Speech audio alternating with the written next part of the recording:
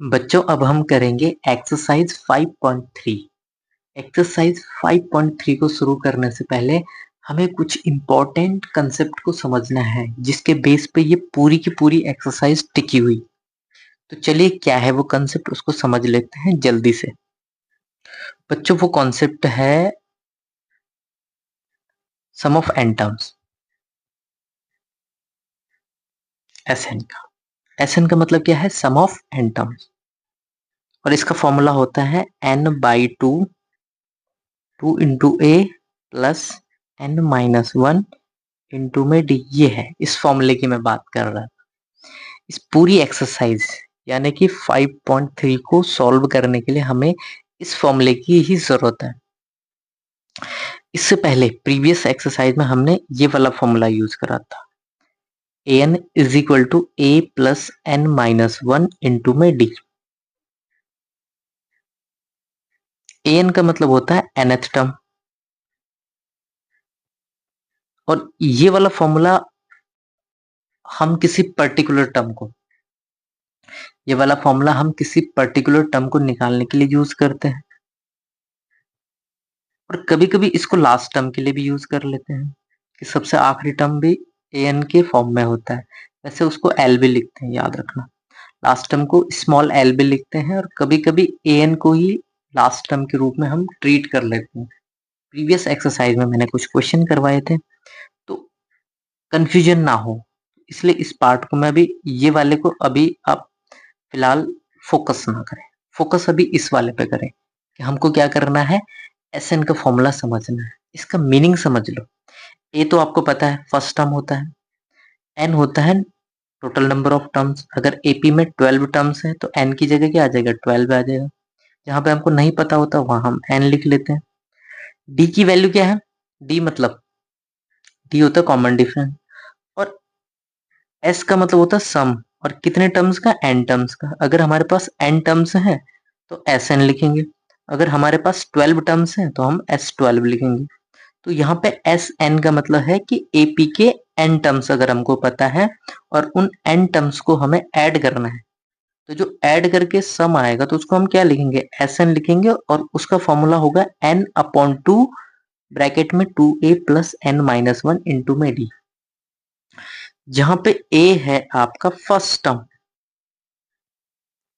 ए क्या है आपका? फर्स्ट टर्म है। डी क्या है? Common difference. एन क्या है? Total terms. और एस एन क्या है? एस एन है सम ऑफ एन टर्म्स, जितने भी टर्म्स हमको दे रखे सम ऑफ एन टर्म्स। तो उम्मीद है आपको ये कंसेप्ट समझ में आएगा। और इस एक्सरसाइज में हमें क्या करना है? टर्म्स का सम निकालना है। कभी वो कहेगा कि एपी दे रखी इसके 10 टर्म्स का सम निकालो, कभी वो कह देगा इसके 12 टर्म्स का सम निकालो, कभी कह देगा इसके 20 टर्म्स का सम निकालो। तो इस तरीके से आपको चलना है। मैं एक छोटा सा एग्जाम्पल आपको सेट कर देता हूँ ताकि आपको समझ में आ जाए कि एक्चुअल में इस तरह के क्वेश्चन को कैसे डील कर।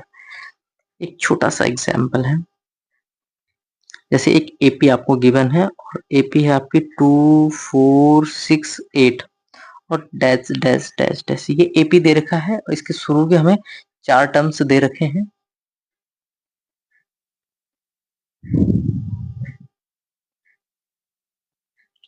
एपी के शुरू के 4 टर्म्स हमको दे रखे हैं, और हमको क्या करना है? अप टू 10 टर्म्स इसका सम निकालना हमको। इस एपी का हमको है ना क्या करना है? सम निकालना है 10 टर्म्स, जिसको हम क्या कहेंगे शॉर्ट में? S10। S10 का मतलब क्या है कि इस एपी के शुरू के 10 टर्म्स का हमको सम निकालना है। S10 का मतलब होता है सम ऑफ फर्स्ट 10 टर्म्स, या सीधे सीधे हम ये भी कह लेते हैं कि सम ऑफ 10 टर्म्स। उसका मतलब यही होता है कि शुरू के जो 10 टर्म है उनका सम निकालना। याद रखना, ध्यान से सुनो, है ना। हाँ, एस एन का मतलब क्या है? देखो, एस एन का मतलब है सम ऑफ एन टर्म्स, या फिर ऐसे भी कह सकते हो कि सम ऑफ फर्स्ट एन टर्म्स। दोनों का मतलब एक ही है। तो चलिए आप लोगों को मीनिंग समझ में आ गया होगा। अब हमको क्या करना है, इस एपी के हमें तो शुरू के 4 टर्म्स दे रखे हैं। अब हमारे पास 2 तरीके हैं। एक तो कॉमन तरीका है कि भाई हम क्या करें, इस एपी को ना एक्सपेंड करें 10 टर्म तक और फिर सबको प्लस करते जाएं। बट ऐसा हम कर सकते हैं, लेकिन नहीं करेंगे। क्यों नहीं करेंगे? फिर एपी का यूज खत्म हो जाएगा। हमको क्या करना है, इस चैप्टर में एपी की हेल्प से इसका सम निकालना है। इसलिए हमको इस क्वेश्चन को, बच्चों ध्यान से सुनिए, आपको पेपर में एपी की हेल्प से ही करना है इसको। तो एपी में हम क्या करेंगे, हमको क्या निकालना है, S10 निकालना है। तो फॉर्मूला क्या होता है, SN वाला फॉर्मूला यूज करेंगे। सबसे पहले हम, जब भी हमको एपी गिवन होती तो हम सबसे पहले ए और डी निकाल के रख देंगे। ए कितना हमारा 2, और डी क्या है, डी निकलता हमारा second term minus first term. इसको माइनस करेंगे तो 2 निकल रहा है। तो डी कितना आया हमारा निकल के, डी भी 2 आया, ए भी 2, डी भी 2। अब हमें निकालना है S10। तो उसके लिए पहले हम SN का फॉर्मूला लिखेंगे। सबसे पहले SN का मतलब क्या है, सम ऑफ n टर्म्स। तो n upon 2, 2a plus n minus 1 into में d। अब हमें क्या करना है, हमें तो 10 टर्म्स का सम निकालना है। तो n की जगह क्या हो जाएगा, 10। तो यहाँ पे n की जगह क्या रख देंगे, 10 रख देंगे। n कितना आ जाएगा हमारा, n आ गया हमारा 10। अब हम n की जगह 10 रख देंगे, क्योंकि हमें 10 टर्म का सम निकालना। अगर वो कहता है कि 12 टर्म को, तो n की जगह हम 12 रखते हैं। तो ये हो जाएगा 12 अपॉन 2, 2, a कितना है, a है 2, n कितना है 10 माइनस 1, d कितना है 2। अब इसको सॉल्व करने का तरीका क्या है, सबसे सिंपल आसान तरीका क्या है कि सबसे छोटा ब्रैकेट कर लो, बाकी चीज़ों को मत छेड़ो। जिनको कैलकुलेशन में दिक्कत हो रही, जिनकी कैलकुलेशन थोड़ा अच्छी है, वो कर सकते हैं कैसे भी। अब क्या करेंगे, 2 इंटू 2 रख लेंगे और 9, 10 माइनस 1 9, और ब्रैकेट में इंटू में 2। अब ये हो जाएगा S10। नेक्स्ट स्टेप में क्या हो जाएगा, 12/2। अब ब्रैकेट हटाएंगे तो इंटू, तो ये हो जाएगा 2 इंटू 2 प्लस 9 इंटू 2। तो S10 का मतलब क्या है, 12/2। अब देखो इस ब्रैकेट के अंदर हम क्या करेंगे, देखो प्लस भी है और इंटू भी है। तो पहले इंटू होता है, ठीक है। तो इंटू यहाँ भी है, यहाँ भी है, तो एक ही बार में हो जाएगा। 2 2 जा 4, प्लस को ऐसे रखेंगे, 9 2 जा 18। यहाँ से अब इसको सॉल्व करेंगे, तो पहले हम ब्रैकेट के अंदर पूरा ही सॉल्व करेंगे। तो 12/2 और ये जगह 22। अब हमारे पास क्या है, एक फ्रैक्शन बाहर है, अंदर नंबर है, इन दोनों को मल्टीप्लाई करें। तो आपको अच्छे से पता है, अगर एक नंबर है एक फ्रैक्शन है, तो यहाँ पे आप ध्यान से देखो, सब चीज भूल जाओ। हमको क्या करना है, यहाँ पे डिवाइड और मल्टीप्लाई है। अब एक इंपॉर्टेंट चीज सुनना, अगर कहीं पे सिर्फ मल्टीप्लाई और सिर्फ डिवाइड है, ना प्लस हो रहा है ना माइनस हो रहा है, तो वहां पे आप पहले मल्टीप्लाई भी कर सकते हो, पहले डिवाइड भी कर सकते हो।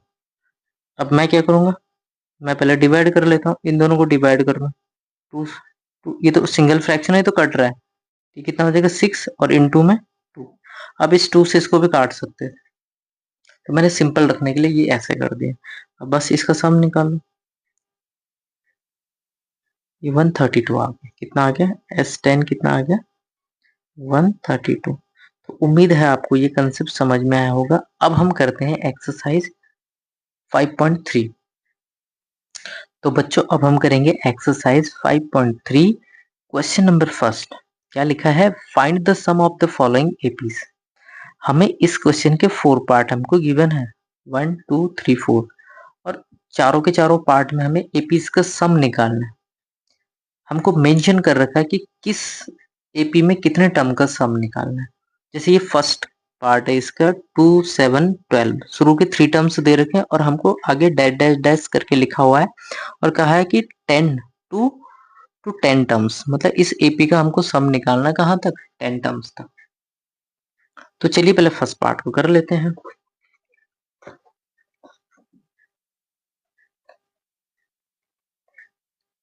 देखो क्वेश्चन नंबर 1 का फर्स्ट पार्ट है, फटाफट लिख लेता हूँ। एपी क्या है, 2 7 12 डैश डैश डैश और अप टू मेरे को 10 टर्म्स तक इसका सम निकालना है। तो सबसे पहले हम क्या करेंगे, ए निकाल के रख दो, डी निकाल के रख दो।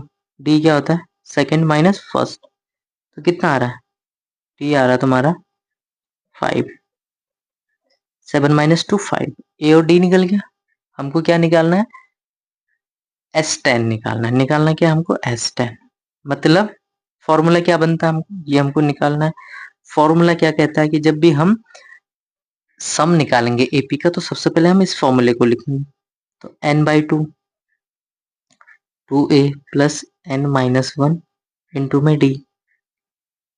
अगर हमारे पास n टर्म्स होते हैं और उनका हमें सम निकालना होता तो हम इसको रखते हैं, बट हमारे पास कितने टर्म है, हमारे पास 10 टर्म्स है, हमें उनका सम निकालना, तो n की जगह क्या रख दो, 10 रख दो।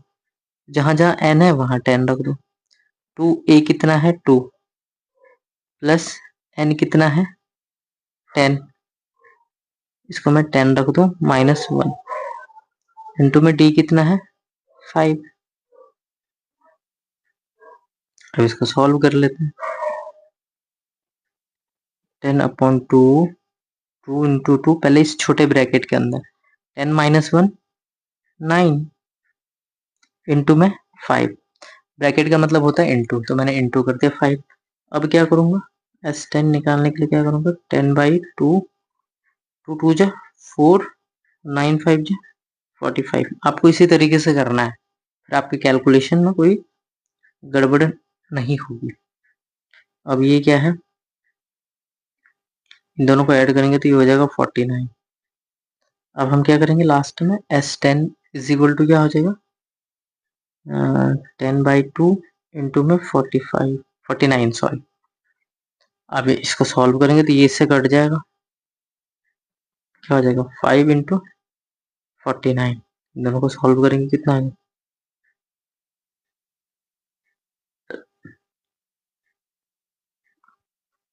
245। तो शुरू के 10 टर्म्स का सम क्या आ गया इस एपी का, 245। उम्मीद है ये पार्ट आपको समझ में आया होगा। चलते अब सेकंड पार्ट की तरफ।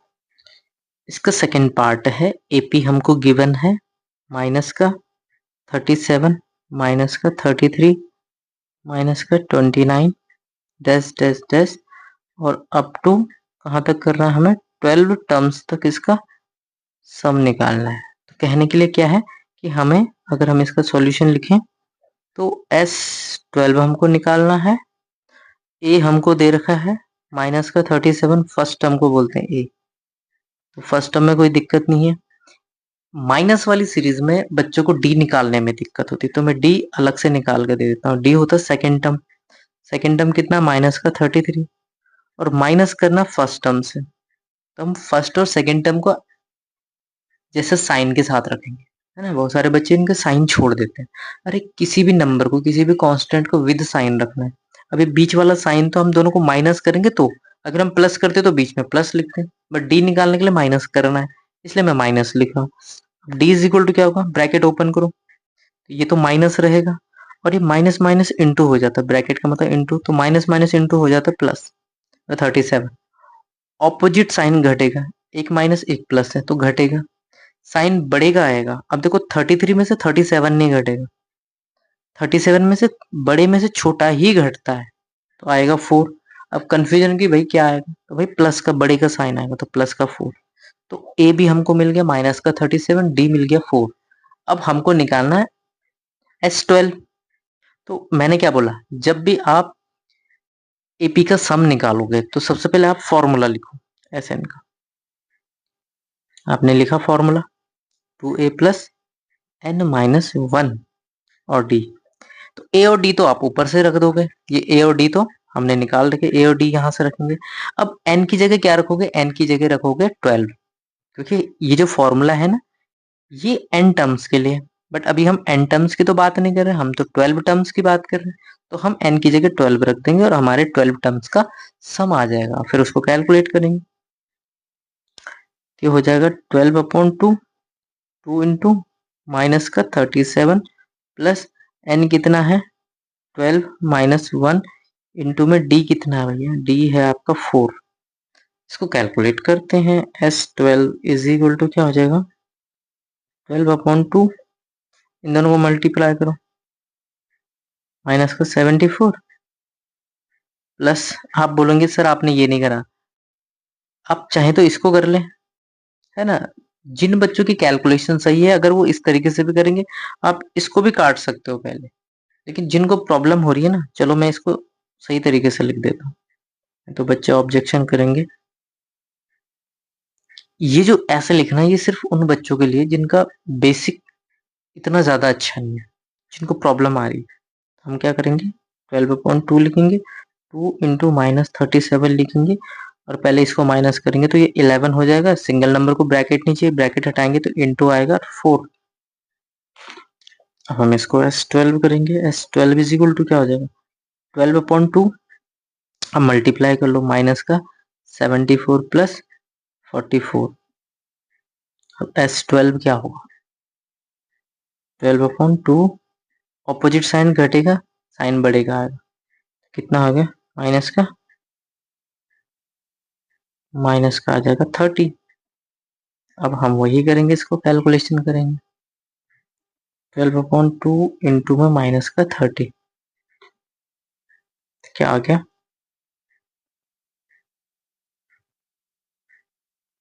इसे ये कटेगा 6 हो जाएगा, तो 6 से 12 इंटू में -30, तो S12 कितना आ जाएगा, इन दोनों को मल्टीप्लाई करके आएगा 180 प्लस माइनस माइनस, तो माइनस का 180 हमारा आंसर आएगा।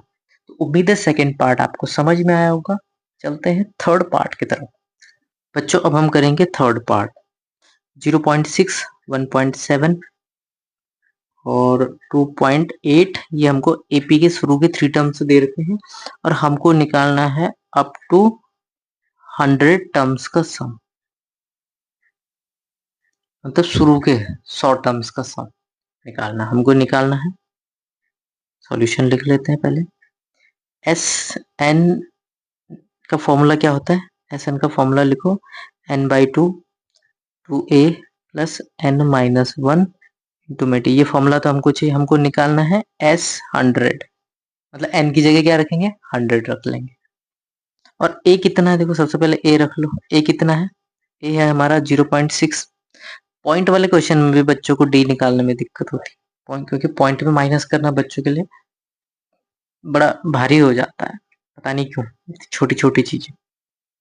तो d क्या है, d कैसे निकालोगे, second term minus first term, इन दोनों को माइनस कर लो, लाइक टर्म ही माइनस होते हैं, ऑलरेडी लाइक टर्म्स है, तो यहाँ से d कितना निकलेगा, यहाँ से निकलेगा 1.1। आप चाहे तो कैलकुलेट कर ले, d निकल गया, a निकल गया, ठीक है ना। और n की वैल्यू कितनी है, n की वैल्यू यहाँ पे 100 है, क्योंकि हमें 100 टर्म का सम निकालना है। तो हम क्या करेंगे, जहाँ पे n है वहां पे 100 रख देंगे। तो अब हम क्या करेंगे, S100 रखेंगे, तो n की जगह 100, 100/2, 2 इंटू a कितना है 0.6 प्लस n कितना है 100 -1 इंटू में d कितना है, d है भैया आपका 1.1। ठीक है, इसको सॉल्व कर लेते हैं, चलिए अच्छे से। तो S100 क्या हो जाएगा आपका, 100/2, 2 इंटू 0.6 प्लस ये हो जाएगा 99 पॉइंट, सॉरी इंटू 1.1। तो S100 क्या निकलेगा आपका, 100/2, ये हो जाएगा 1.2। इन दोनों को मल्टीप्लाई करेंगे प्लस इन दोनों को मल्टीप्लाई करेंगे, तो इन दोनों को मल्टीप्लाई करके आ जाएगा आपका 108.9। अब क्या करेंगे, इन दोनों को ऐड कर लो, 100/2, इसको ऐड कर लो, क्या आ जाएगा, 9 और 2 11, 9 और 1 10,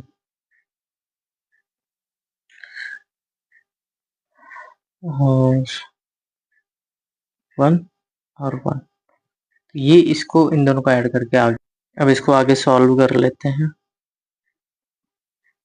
ये जगह 100/2 इंटू में 110.1, इसको सॉल्व करके अब ये इससे कटेगा, तो S 100 is equal to 50 into में 110.1, इन दोनों को मल्टीप्लाई करके ये हमारा आंसर आने वाला है। इन दोनों को मल्टीप्लाई करके हमारा आंसर आ रहा है 5505.0, और पॉइंट के बाद जीरो की कोई वैल्यू नहीं है, तो हम सिंपली इसको ऐसे लिख सकते हैं 5505। तो this is the final answer of that particular part of question number 1। तो बच्चों ये पार्ट भी आपको समझ में आया होगा। अब हम चलते हैं क्वेश्चन नंबर फर्स्ट के लास्ट पार्ट, मतलब फोर्थ पार्ट।